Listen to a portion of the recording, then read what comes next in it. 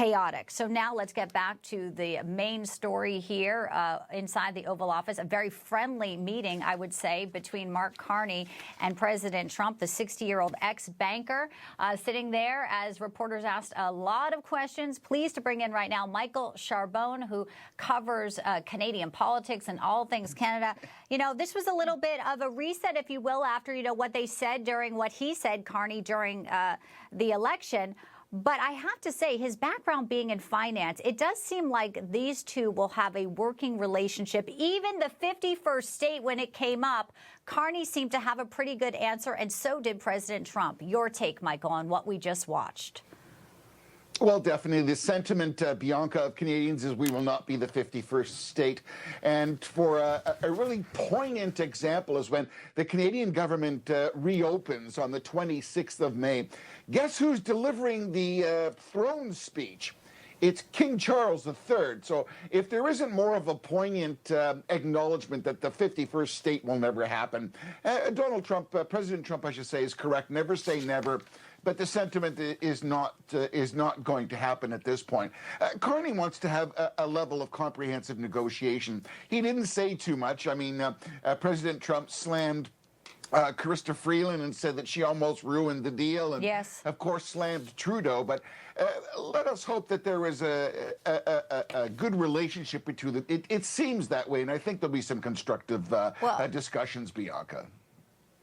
Getting off on the right foot, Carney called President Trump a transformational president, also lauding him with his, you know, protection for American workers. They just were talking about cars, saying we don't want Canada's cars. There's also the potential to renegotiate and tweak a little bit, of course, USMCA. But at the broader subject here, Mark Carney is not a career politician, and he's very different than Trudeau. So him going into sort of the Oval Office today, how do you think Canada will cover this? Because I thought President Trump handled, you know, him very graciously, as I expected he would. But it sort of destroys a narrative where President Trump is chaotic and putting these things on in the 51st state. Even that sort of had a tone of sensibility, a tone of we're going to work together. I think it was in the spirit of Monty Hall. Let's make a deal. I think Carney understands he's got to show respect. I think President Trump showed respect to Carney. I was a little dismayed at Lutnick's, the Secretary of Commerce, over the weekend about your socialist country and we supply this and do all that. But Lutnick is a grenade thrower anyways.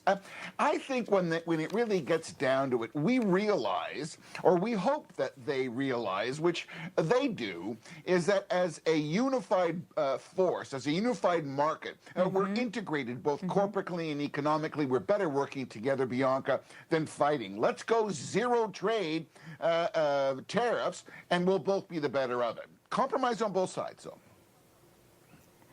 Well, art of the deal, it looks like now they're going to go have lunch, closed press.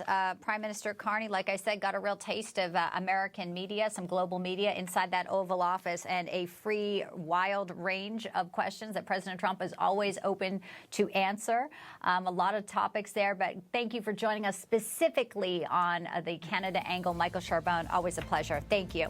Folks, we're going to take a quick break. Much more Newsline after this. Do stay with us.